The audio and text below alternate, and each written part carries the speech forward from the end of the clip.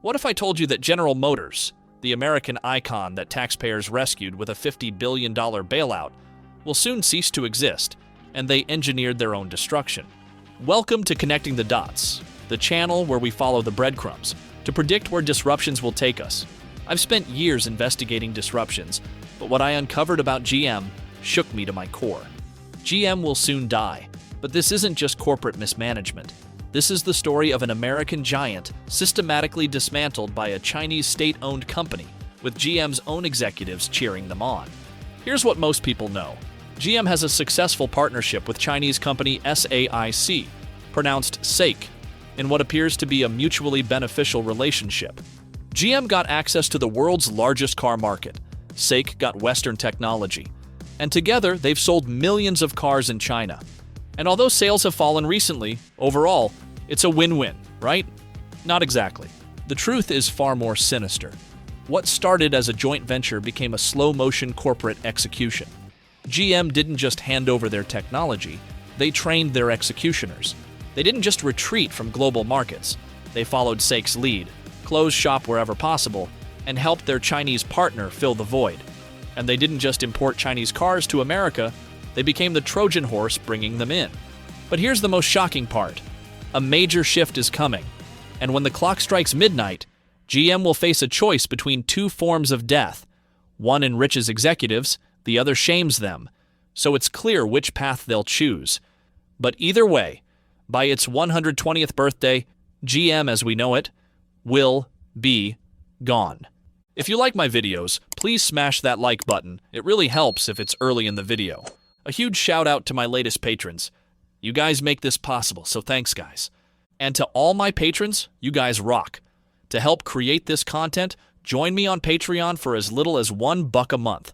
Now buckle up and get ready, because we're diving into the greatest corporate betrayal in American history. And one thing I promise, this won't be boring. Chapter 1. The Bailout Trap. SAIC's Golden Share Gambit. To understand when GM will die, we first need to know how it will happen.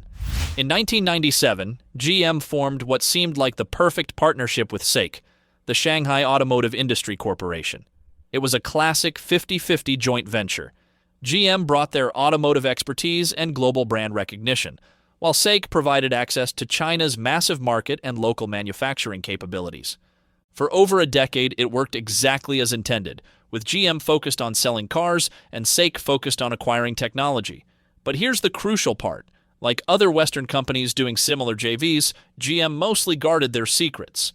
They kept their latest and best tech away from China and didn't reveal cutting-edge intellectual property to their Chinese partners.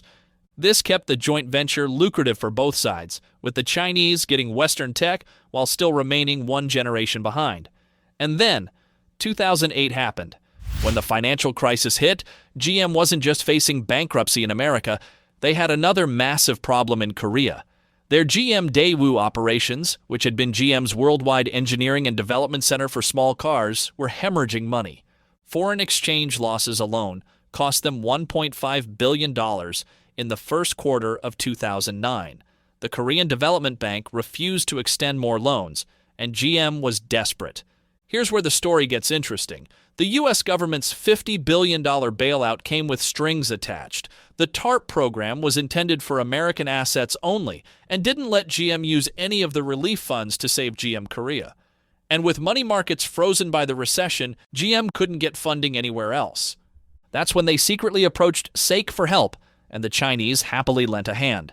Since both parties were secretive about the deal, it took time for the West to realize what had happened. By mid-November 2009, GM suddenly had $491 million to spend on their Korean turnaround, but nobody knew where this mysterious money had come from. Then in December, the first details emerged, and they were absolutely stunning. Now pay attention to the elegant game of 4D chess that SAIC played against GM's game of checkers. In every step, SAIC gave GM something it desperately wanted for a seemingly reasonable price, without GM's management realizing that long-term, it would bring their downfall. So where did those $491 million come from? SAIC had paid just $85 million for the golden share, 1% of the joint venture, that gave them 51% control. Think about that for a moment. For less than the cost of a single modern factory, SAIC bought control of GM's entire Chinese operation, which was generating billions in revenue. It was the bargain of the century for SAIC. But that money was just the beginning. SAIC also helped GM secure a $400 million loan from Chinese banks, using GM's remaining stake in the joint venture as collateral. And here's the kicker. SAIC also took a 50% stake in GM's Indian operations, with the agreement that SAIC could consolidate all the earnings from that venture on their own books. The leverage game had begun. In Chinese business culture, there's a concept called guanxi. When someone helps you in your moment of greatest need, you owe them. SAIC had saved GM when no one else would. In their view, GM now owed them, morally and financially, and SAIC was about to collect on that debt in ways GM never imagined. The first sign of what was to come appeared almost immediately. To get back to 50-50 ownership in their manufacturing joint venture, GM had to give SAIC something else: control of all sales operations in China. GM and SAIC formed a new joint venture in which SAIC had a controlling stake, a sales company that would sell all of Shanghai GM's cars. They didn't realize it at the time, but this proved catastrophic for GM. Previously, GM could even sell the cars alone if they wanted, but now they were forced into sharing all sales revenues. But sharing was the small part. With a complete monopoly on sales, SAIC could set the prices at which the manufacturing company sold cars to the sales company. SAIC squeezed the manufacturing operation to operate with hardly any profit, with all profits going to the sales operation, of which they owned 51%. But here's what makes this even more brilliant. Chinese accounting rules say that a company with majority control can reflect the full earnings on its books. So although profits were split, all profits appeared in SAIC's books. The trap was set. GM thought they had found a lifeline.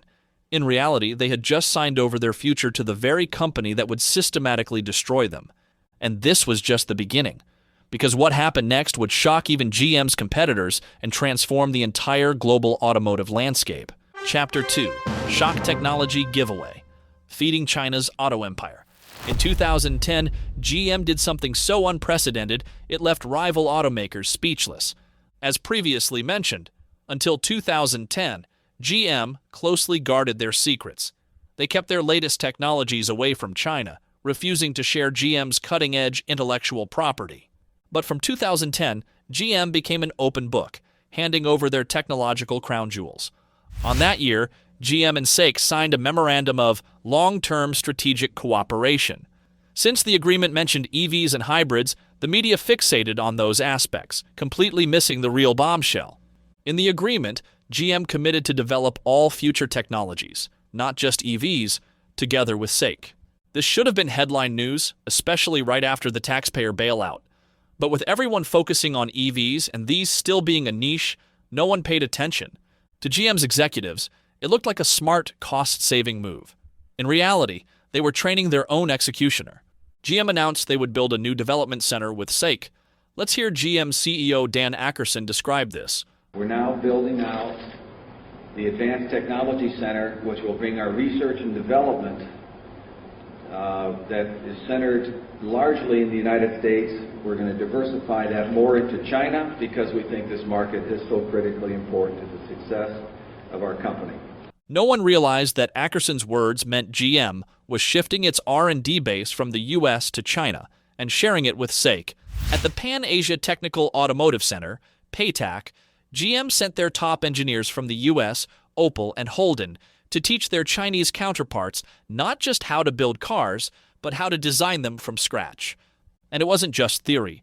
Together, GM and SAIC developed GM's first dual-clutch transmission, and the small internal combustion engines still powering GM and SAIC cars today. GM provided the expertise and half the development costs, and SAIC eagerly learned how it's done. The scope of this technology transfer was staggering. GM's core technology suddenly began appearing in SAIC's hands. The 2010 Chevrolet New Sail, supposedly the first car jointly developed in China, actually rode on GM's Gamma 2 platform. Here's the genius of SAIC's masterstroke. GM had spent billions developing the platform and the cars using it. Had SAIC GM simply built Sparks and Sonics under license, they would have paid GM substantial royalties for every single car they produced, potentially millions of vehicles over the platform's lifetime. But by co-developing a new car with slight modifications to the platform, SAIC GM could label it as jointly developed and sell that car and any other cars based on it without paying a single cent in royalties to GM. This accounting sleight of hand was then applied to every future model, effectively ending the revenue stream that GM had enjoyed for decades. But eliminated royalties were just the visible tip of the iceberg. The real prize was that joint development gave SAIC unrestricted access to build their own cars on GM's platforms. Almost overnight, SAIC advanced from a lagging company using outdated technology to an ambitious global contender using one of the most advanced automotive platforms of the time. And here's where it gets truly devastating. SAIC didn't just copy GM's technology. They improved on it. Using GM's own platforms as the foundation, SAIC began developing superior vehicles that were better engineered and cheaper to produce than GM's own cars. They then used these SAIC-branded vehicles to systematically beat GM out of export markets worldwide. GM had not only given away their crown jewels, they had trained their executioners to forge better weapons, and then watched helplessly as those weapons were turned against them. By 2012, the transformation was complete.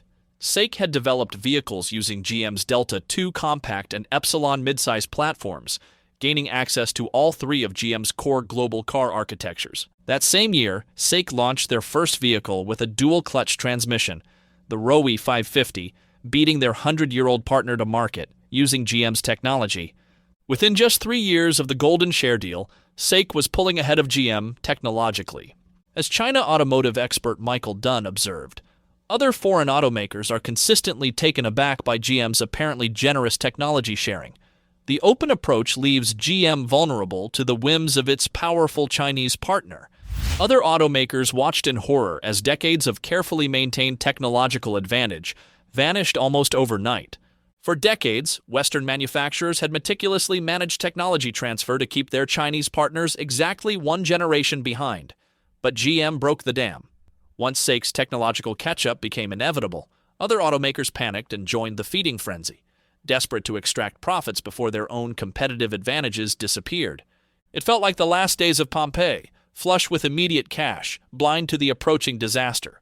SAIC had closed the technological gap. Having absorbed GM's engineering DNA, manufacturing processes, and design philosophies, they were now ready to use that knowledge for the next phase, systematically dismantling GM's global operations and replacing them with their own brands and factories. The student had not just caught up with the master, they were preparing to destroy them. When GM started its joint venture with SAIC, GM was the giant, and SAIC was way behind and scrambling to catch up. Today, GM's entire future depends on their Chinese partner. The world changes faster than we think, and change brings opportunities, but also risks. While we focus on the big picture, we can't ignore what's happening in the shadows. Your digital life is being tracked, collected, and sold, often without you even knowing. That's why I use NordVPN, the sponsor of this video.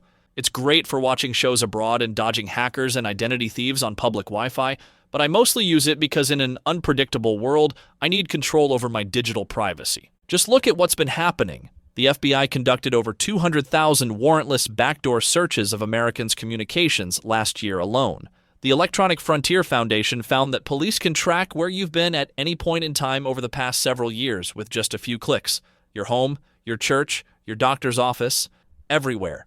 The Brennan Center reports that FBI agents have searched for communications of protesters, members of Congress, journalists, crime victims, and even political donors, all without warrants or reasonable cause. And as the American Prospect revealed this month, surveillance authorities are being expanded, and even more Americans will be caught in this net. A friend warned me years ago, you can't control the elections, so what's perfectly legal today could get you in trouble tomorrow. The internet never forgets, and you have no idea how your digital footprint might be used against you. She suggested I use NordVPN, and I accepted and never looked back. NordVPN's zero logs policy means even if they're ordered to hand over data, there's nothing to give. Think of it as insurance for your digital life. For the same protection that I use, go to nordvpn.com/dots and receive 4 extra months on their 2-year plan, plus a 30-day money-back guarantee. Go to nordvpn.com/dots, because in a world that's changing fast, now is the time to get protected. Chapter 3. Global Surrender. Starving the World for China. With SAIC now armed with GM's technology and a controlling stake in their Chinese operations, the next phase of their strategy began to unfold. This phase was about systematically getting GM to surrender its global markets to SAIC one after the other. But here's what makes this story so infuriating. GM wasn't being forced into this. Following the memorandums, GM was eager to build this alliance. Listen to GM CEO Dan Akerson, who in 2011 was shockingly candid about the deals when speaking to Chinese reporters. Almost 7 out of every 10 automobiles, 7 out of 10 of our vehicles were made outside the United States. Let's think about what he just said. Just a few short years after the taxpayer bailout, 70% of the cars and trucks produced by General Motors were being built someplace outside the United States. And increasingly, that someplace was China. But Akerson wasn't done revealing GM's strategy. We have 11 joint ventures in China with SAIC and FAW. We regard our 11 joint ventures as 11 keys to success, not just in China, but globally. As Akerson clearly admitted, SAIC is the principal relationship that we have around the globe now, and we expect that to be the case into the future. GM saw its future completely intertwined with SAIC. This wasn't just a business partnership, it was total strategic dependence. What followed was systematic market surrender, executed with surgical precision. Phase 1. Shifting the core. GM began moving its low-cost, developing market focus from Korea to Shanghai. GM Korea had been GM's worldwide engineering and development center for small cars, the very operation that GM had supposedly saved with SAIC's help. This phase would move its functions to China and turn it into an empty shell. A three-way joint venture between SAIC, GM, and Wuling rapidly expanded. In 2011, it burst into the mainstream with the Baojun 630, developed on GM's own J platform. By 2012, Baojun was producing its own version of the Chevrolet Spark and adding SUVs and MPVs based on so-called jointly developed platforms. The kicker? Nearly 1 out of every 4 GM cars sold in China became a Baojun, but as just a 44% partner in SAIC GM Wuling, GM's share of the profits was pathetically thin. Phase 2. The global Trojan horse. With SAIC enjoying the upper hand in China and jointly running GM's business in India, the real market grab began. General Motors started putting General Motors badges on purely Chinese cars and started exporting them worldwide. Exports of Chevrolet-branded Wuling vans began as early as 2008, but after the Golden Share deal, the export of complete knockdown kits for assembly in GM plants around the world accelerated dramatically. Phase 3.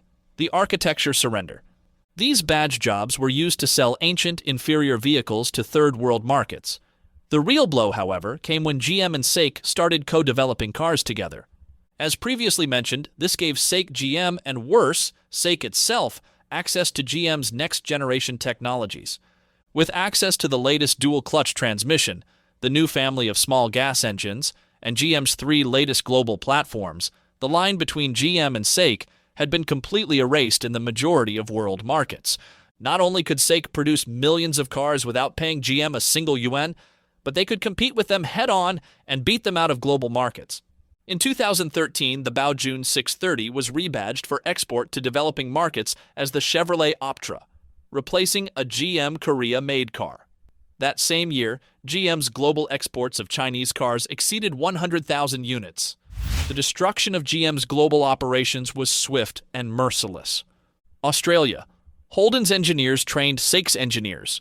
Now Holden is shuttered, and Australia buys 51,000 MGs versus 4,000 GMs. UK and Europe.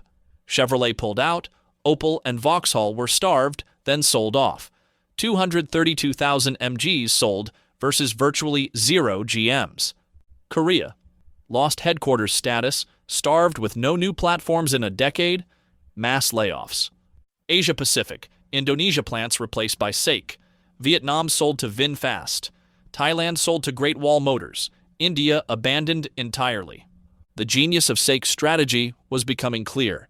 They weren't just absorbing GM's technology, they were systematically replacing GM's global presence with their own brands. With GM-developed technology underpinning their MG lineup, SAIC pushed into markets where GM was retreating.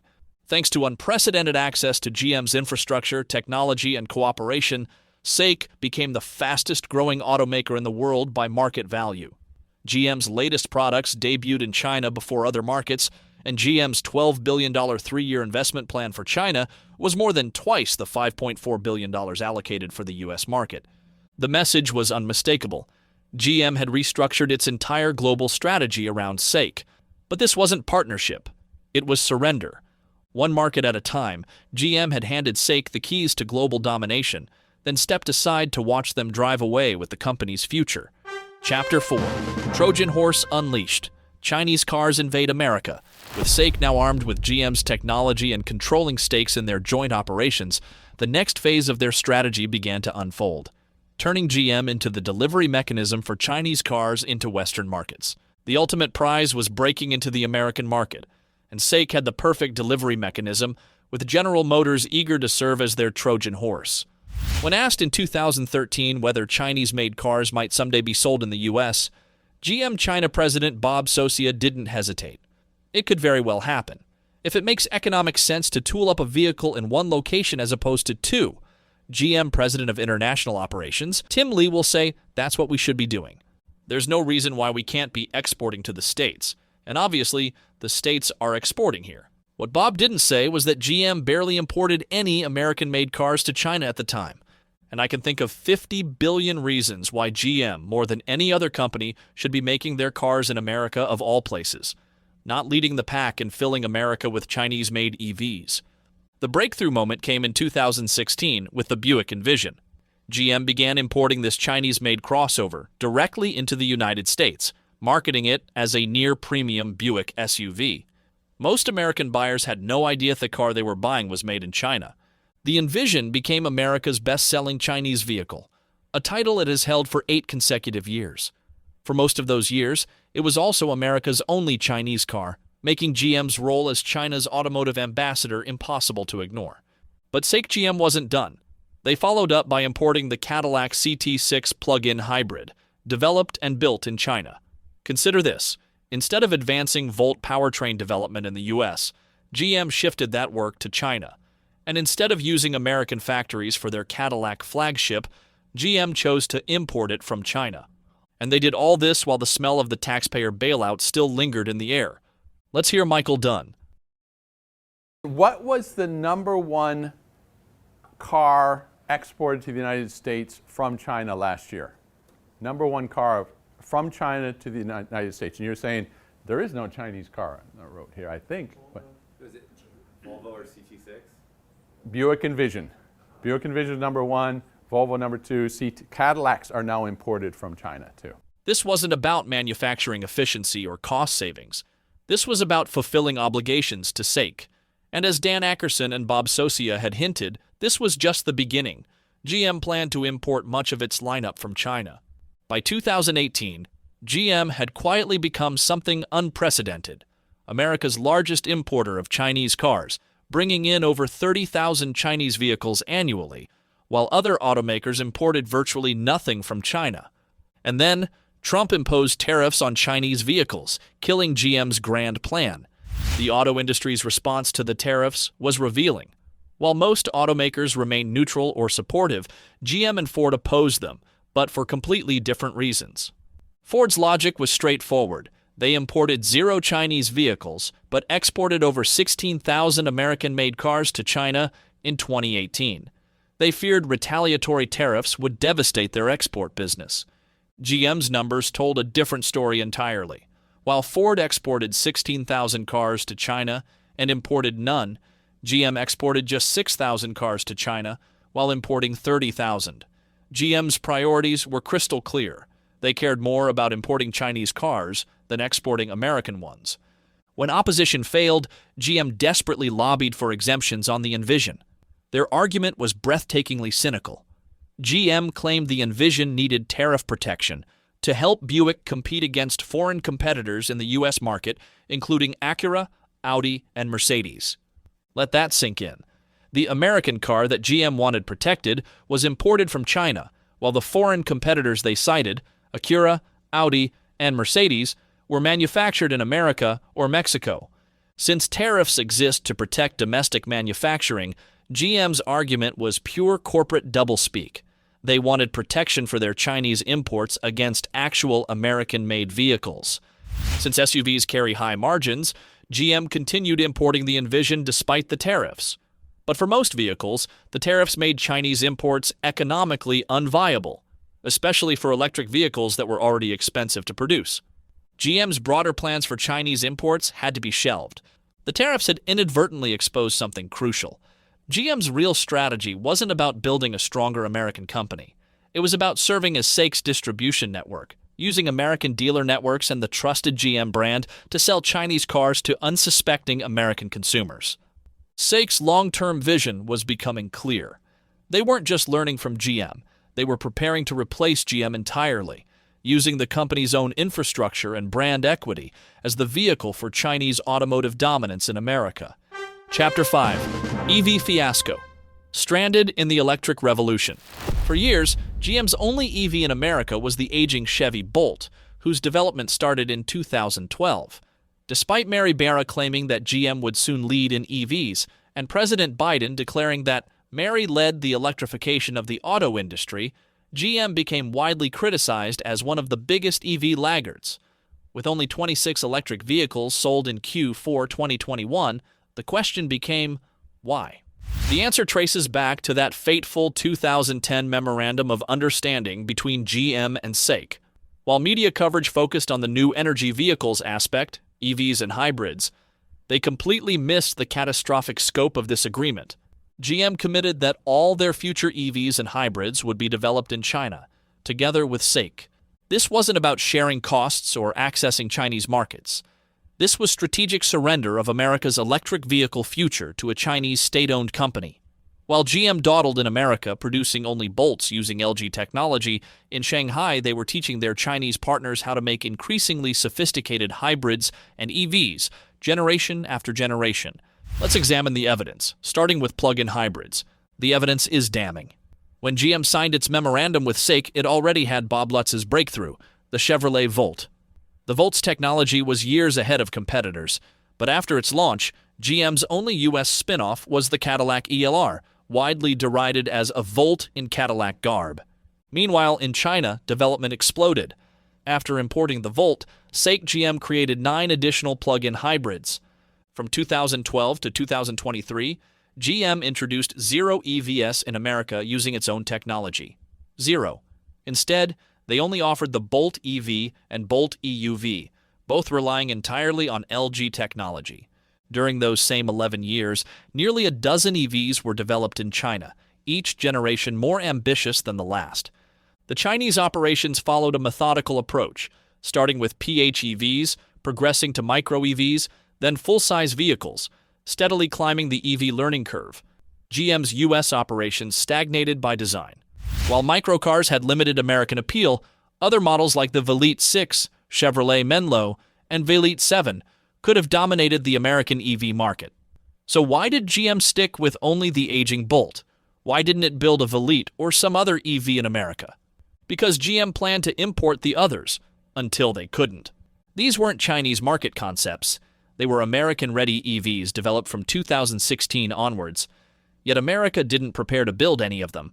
Besides mating LG Electronics with GM bodies for the Bolt, GM had 0 EV factories in America and didn't even announce plans for such facilities until November 2020, when they revealed Factory Zero for the Cadillac Lyriq. What happened between 2017 and 2019? Trump's tariffs. On June 15, 2018, Trump imposed crushing tariffs on Chinese cars, killing GM's plans to import the Velite 6, Velite 7, and Menlo, just as they had successfully done with the CT6 PHEV and continued doing with the Envision.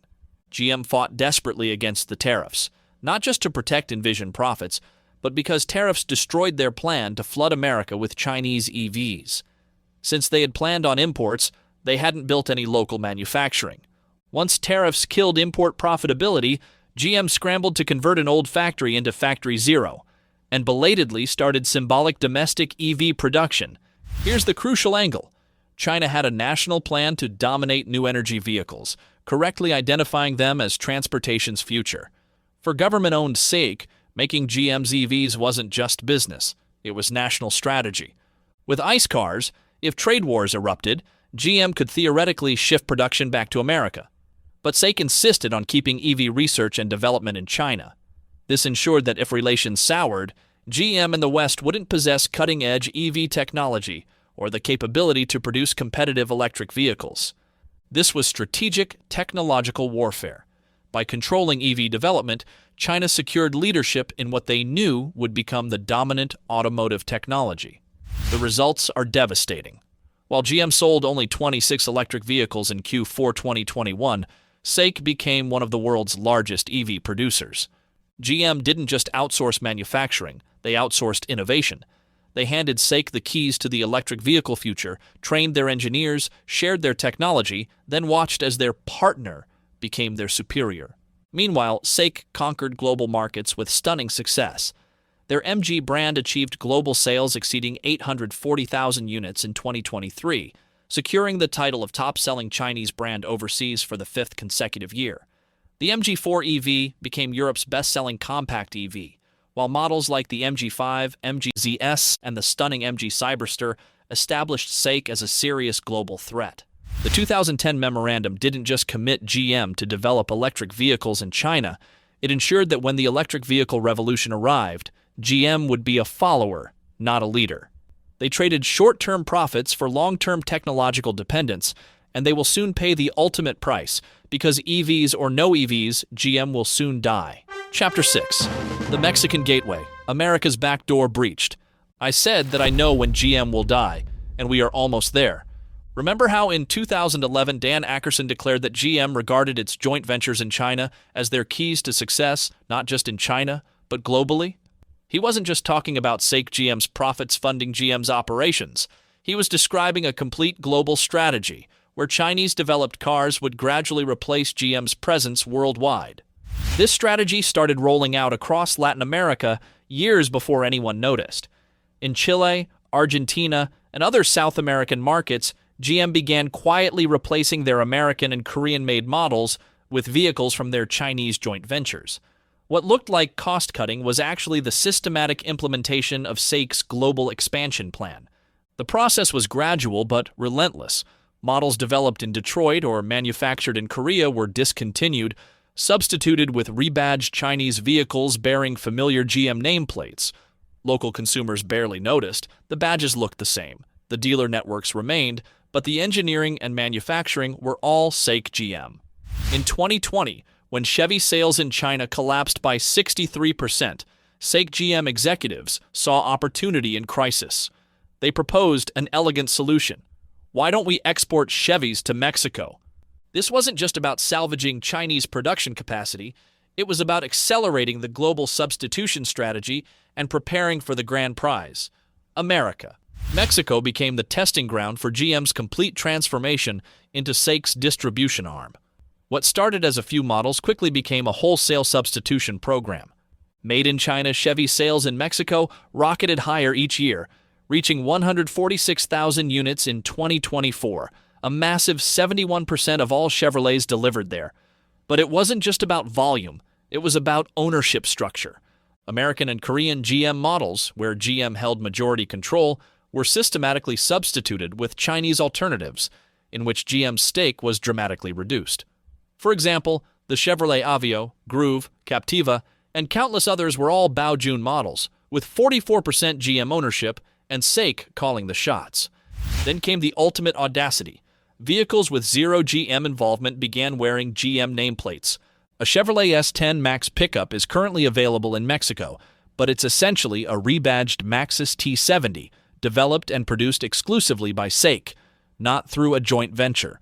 With no GM engineering involved, it's purely a Chinese-built truck wearing Chevrolet badges. The Chevrolet Express Max van shares the same story, being another fully SAIC-developed vehicle marketed under the Chevrolet name. At this point, the partnership had become something darker. Slapping iconic American truck names on unrelated Chinese vehicles wasn't strategy. It was betrayal of GM's legacy and the trust of everyone who ever bought a Chevrolet. And all the while, GM's MBA managers were happily slapping each other's backs about getting someone else to do the hard work for them. After all, Money for nothing is every MBA's wet dream. Chinese auto industry expert Michael Dunn captured the significance in his newsletter, How GM Led a Parade of Chinese Automakers into Mexico.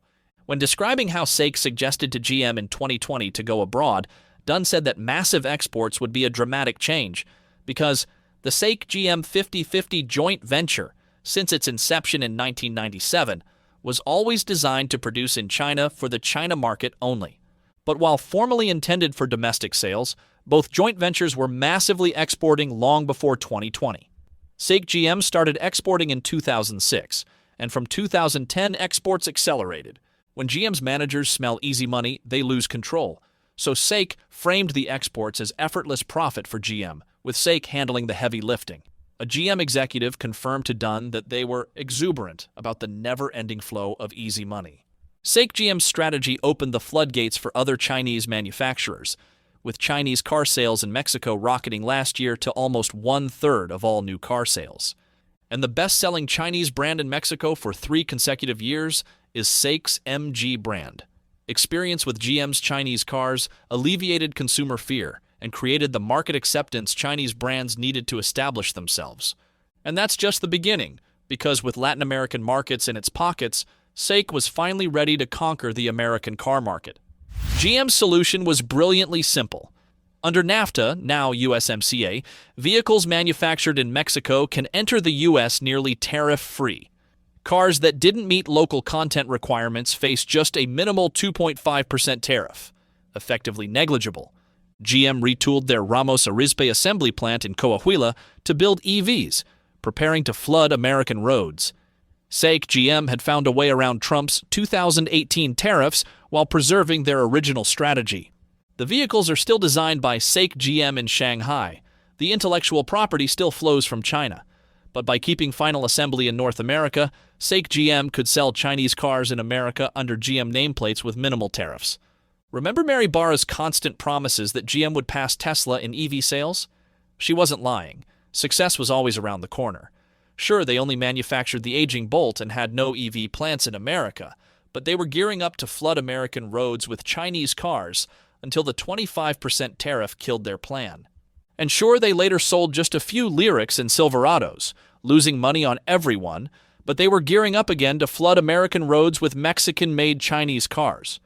They started the onslaught last year, importing nearly 29,000 Equinox EVs, 23,000 Blazer EVs, and over 33,000 Honda Prologues from Mexico.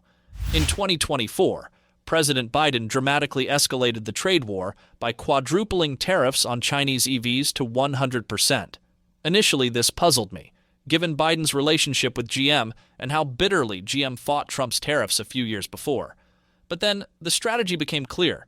This tariff protected GM's imports rather than hurting them. Biden's tariff was surgically structured to benefit GM's evolving strategy. While Trump's tariff disrupted GM's plans to import directly from China, Biden's tariff arrived just as GM had pivoted to importing Chinese-designed vehicles from Mexico. So rather than hurting GM, it shielded their Sino-Mexican imports from direct competition. GM suddenly had a protected monopoly on de facto Chinese EVs in America. Chinese competitors like BYD, Geely, and Polestar were locked out by the 100% tariff, while GM's Mexican-assembled, Chinese-designed EVs could enter almost tariff-free. On top of that, notice the difference in wording. Trump's 25% tariff applied broadly to Chinese cars, while Biden's 100% tariff specifically targeted Chinese EVs. This allowed the Buick Envision, GM's best-selling Chinese import, to continue entering the U.S. under lower tariff rates. Recently, another change in administration brought new tariffs, this time targeting vehicles imported from Mexico. These tariffs closed the loophole GM had intended to exploit, prompting the company to freeze its plans to manufacture in Mexico its Buick Electra E5. This isn't merely a scheduling delay, it's strategic paralysis revealing the fragility of their entire approach. Should substantial tariffs on Mexican imports materialize, GM faces an existential choice: abandon the American EV market entirely or commit to building SAIC-designed vehicles on American soil. The Mexican gateway served its purpose. It proved American consumers will buy Chinese cars as long as they wear familiar badges. Now, as trade tensions escalate, The question becomes whether GM will bring those Chinese designs home or abandon the American market they once dominated. What is certain is that SAIC will persist. For them, this is much more than business. When Deng Xiaoping opened China to the West, he famously said, "If you open the window for fresh air, you have to expect some flies to blow in." China needed to invigorate its economy, so they invited Western companies in, but after suffering years of Western cars dominating Chinese roads, the time has come to balance the score. Western car sales in China are crashing. Chinese cars are filling roads worldwide. As a state-owned company, SAIC will not rest until Chinese-designed Chevrolets, Buicks, and Cadillacs, and then MGs and fully Chinese nameplates fill American roads. The invasion has begun, and GM isn't resisting. They are leading it. Chapter 7, 2027, Killing GM, Flipping the Hourglass. Here's a number that should terrify every GM shareholder. 2027. That's when SAIC GM's joint venture agreement expires. And when that contract ends, so does GM as we know it. But before we get to GM's death sentence, let's examine just how catastrophic their current situation has become. In the third quarter of 2024 alone, GM took $5.2 billion in charges and write-downs. Their China business, once their crown jewel, is hemorrhaging money as Chinese consumers abandon Western brands for domestic alternatives. The 2024 numbers are devastating. GM's China sales dropped 50% from 2017. Market share plummeted to 6.9%, and they recorded $4 billion in losses. Chinese sales are crashing, but here's the truly terrifying part. GM has nowhere else to go. GM didn't stumble into this corner. They engineered it themselves. Over the past decade, they systematically exited Europe, Australia, India, Russia, Thailand, and most other global markets. Holden was shut down. Opel and Vauxhall were sold off. What remains is a company reliant on just two regions, China and North America. This shrinking footprint concentrated enormous pressure on those remaining markets, and now the cracks are showing. Here's what should terrify shareholders. 28% of GM's volume comes from outside the US, but most of that is China, and it's no longer profitable. Their international operations are no longer a source of strength. They're dead weight, dragging the company down.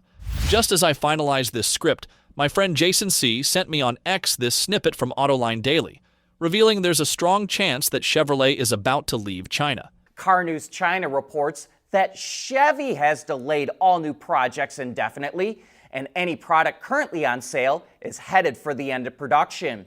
In 2018, Chevy sold over 640,000 cars in China, but in the first quarter of this year, it only sold a little over 5,300 cars, a drop of nearly 76% compared to a year ago.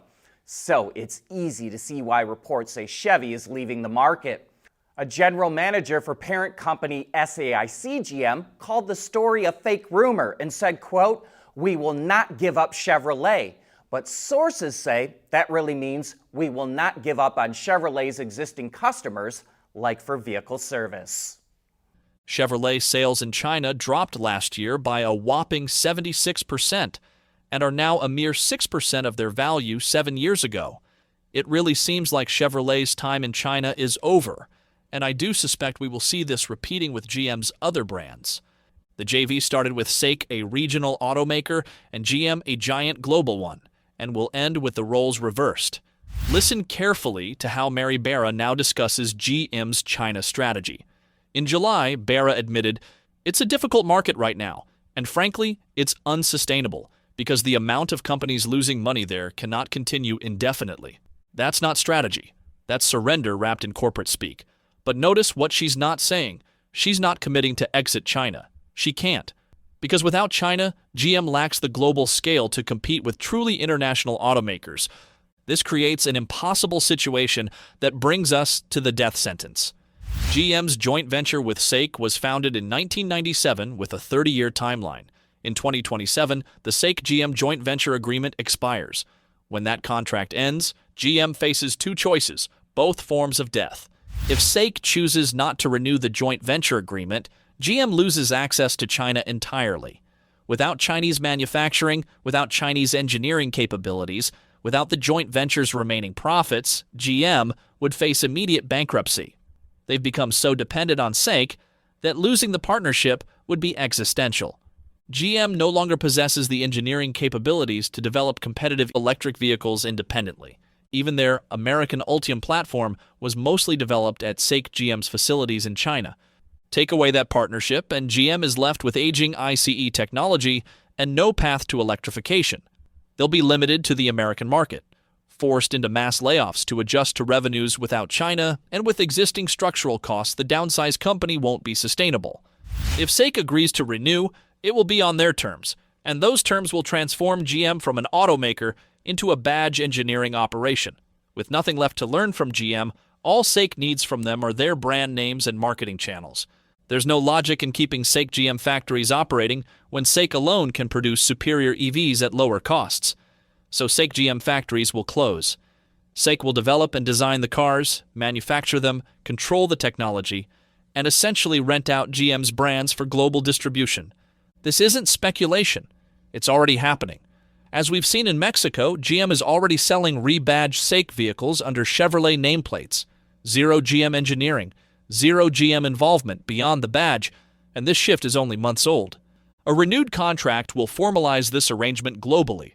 GM will become SAIC's marketing arm, used to slap familiar American nameplates on Chinese-designed and manufactured vehicles, while SAIC controls all real value, the engineering, manufacturing, and technology. Here's the brutal truth GM's management refuses to acknowledge. SAIC doesn't need GM anymore. They've absorbed GM's technology, trained their engineers, established their global manufacturing footprint, and built successful brands like MG. SAIC's MG brand sold almost 930,000 units globally in 2024, becoming the top-selling Chinese brand overseas for the 6th consecutive year. The MG4 EV has become Europe's best-selling compact EV. SAIC is now one of the world's largest EV exporters, with their own technology, brands, and global ambitions. SAIC holds all the cards. They can walk away from GM and continue their global expansion with their own brands, or they can keep GM as a convenient distribution mechanism for Chinese vehicles, dictating terms that ensure SAIC captures the vast majority of value, while GM becomes a glorified badge supplier. So here's the countdown. In roughly 2 years, GM will face its moment of truth. The hourglass will flip, and we'll all be counting down to GM's death. If the joint venture isn't renewed, GM faces immediate financial collapse and bankruptcy. They lack the resources, technology, and global presence to survive as an independent automaker. If the joint venture is renewed on SAIC's terms, GM becomes a hollow shell, a badge engineering operation that slaps American nameplates on Chinese cars. They'll technically still exist, and for several years they may still make specialty cars in America. But as a manufacturer, as an American automotive icon, they'll be dead. The company that once defined American automotive prowess, that employed hundreds of thousands of Americans, that developed breakthrough technologies, will become nothing more than a marketing subsidiary of a Chinese state-owned enterprise. Mary Barra and her MBA management team engineered this perfectly. They traded long-term viability for short-term profits, surrendered technological independence for quarterly earnings, and sold America's automotive future to fund executive bonuses and shareholder buybacks. The hourglass is almost empty. By GM's 120th birthday in 2028, the company that survived the Great Depression, World War II, and multiple recessions will have been killed by its own management's greed and incompetence. The question isn't whether GM will survive 2027, it's which form of death they'll choose. And considering that one option leaves them bankrupt, while the other fills their pockets with money, I have a feeling I know which option they'll choose. Chapter 8. Epilogue. The Price of Selling America. This is the story of 4D chess versus checkers, ancient Chinese strategy versus MBA hubris, and long-term planning versus quarterly earnings obsession. Spoiler alert. It's the Americans that got played. Sun Tzu wrote in The Art of War, "If your enemy is in superior strength, evade him, pretend to be weak, so he may grow arrogant." He taught that the supreme art of war is to subdue the enemy without fighting, to appear weak while building strength, earn their trust, make them dependent, and strike once they can't survive without you. In 2008, SAIC was technologically much weaker than GM, so they followed Sun Tzu's teachings perfectly. They approached GM in its moment of greatest weakness, appeared as humble partners seeking mutual benefit, and then spent the next 15 years making GM completely dependent on them, playing GM's greed to their own advantage and secretly building their own strength. And 2 years from now, SAIC will strike its final blow. So there you have it, the story of how GM engineered its own destruction while taxpayers footed the bill. This isn't just corporate mismanagement. This is the systematic dismantling of an American icon by executives who chose personal enrichment over national interest, short-term profits over long-term survival, and Chinese partnerships over American manufacturing. It's a masterclass in how to lose a strategic competition you didn't even realize you were playing. While GM's MBAs were celebrating cost savings and shared development expenses, SAIC was executing a multi-decade strategy to absorb American automotive technology, replace American global market presence, and ultimately turn America's most iconic automaker into a distribution arm for Chinese vehicles. Let's recap the magnitude of this betrayal. GM took $50 billion in taxpayer bailout money, then handed control of its Chinese operations to SAIC for just $85 million. They trained their Chinese partners in every aspect of automotive engineering and watched as that knowledge was used to dismantle GM's global footprint. They shuttered Holden, sold Opel and Vauxhall, abandoned Europe, exited India and Vietnam, and pulled out of nearly every right-hand drive market, 30% of the global car market. The result? GM's global market share collapsed from over 10% to just 6.7% in 2024, its lowest ever. Meanwhile, SAIC evolved from a regional player into a global powerhouse, using GM's own technology, platforms, and increasingly its badges to conquer markets GM once led. Today, SAIC's MG brand outsells Honda, Renault, and Mazda, combined in the UK. They're now one of the world's top EV exporters, powered by technology GM handed over, while American taxpayers picked up the tab. The Chinese strategy is brilliant in its simplicity. Appear weak when you are strong, appear dependent when you are building independence, always think in decades while your competitors think in quarters, and play your competitors' greed against them. SAIC did everything legally and using brains alone, moved from a technological starting point decades behind GM to owning GM's castle. I'm not happy about it, but I have no complaints against SAIC. They did what they had to do, and their managers should be admired for this strategic brilliance. But GM's managers, less so. So join me in this slow clap for Mary Barra and Mark Royce. Mary Barra gets constant praise today, but a decade from now, I believe history will see her differently, not as the leader who saved GM, but as the one who sold it, willingly, to a Chinese state-owned enterprise. Not out of necessity, but because it was profitable for her. They will be remembered for taking $50 billion in taxpayer money and using it to fund the very partnerships that would ultimately destroy American automotive leadership. They will be remembered for placing personal enrichment above national interest, quarterly profits above long-term competitiveness, and Chinese partnerships above American workers. When future historians write about the decline of American manufacturing, the SAIC-GM partnership will be the case study they'll use to explain how it happened. How American companies voluntarily handed over their technology, their expertise, and their market position to foreign competitors. How short-term thinking and executive greed destroyed what generations of American workers had built, and how managers in ivory towers took bailouts for granted without offering American taxpayers any guanxi in return. The countdown to 2027 has begun. By then, we'll know whether GM chooses bankruptcy or badge engineering as their form of death. But either way, the greatest corporate betrayal in American history will be complete. General Motors, founded in 1908, will have lasted 119 years. Not bad for a century-old company. But the cause of death won't be market forces or technological disruption. It will be suicide by greed. And that's the most fitting ending of all. Most Americans have no idea this story exists. They don't know that GM is the biggest importer of Chinese cars to America. They don't know that GM shuttered its worldwide centers because it preferred their Chinese partner. They don't know that GM broke the dam and helped the Chinese auto industry to emerge much sooner than they otherwise would. And they don't know that very shortly after the bailout, GM's management actively planned how to import all their cars from China, rather than build them in the States. If you think that's okay, great. But if, like me, you hate this and think that multi-billion bailouts plus constant subsidies deserve at least some gratitude, or guanxi, please share this video. Share it on X, Facebook, Reddit, car forums, wherever people care about American manufacturing. They deserve to know the truth about how GM sold America, and I would really appreciate your help in getting the word out. If you found this video interesting, please like and subscribe. It really helps the channel grow. A huge shout out to my latest patrons: Douglas S., Rob L., Dominic A., Ken Y., Jeff L., Martin VH, Slawomir U., William C., EPB, Mark L., JT, Daniel R., Klaus Z., Hales326, and Springrat. You guys make this possible, so thanks, guys. And to all my patrons, you guys rock. To help create more content like this, consider supporting me on Patreon for as little as $1 a month.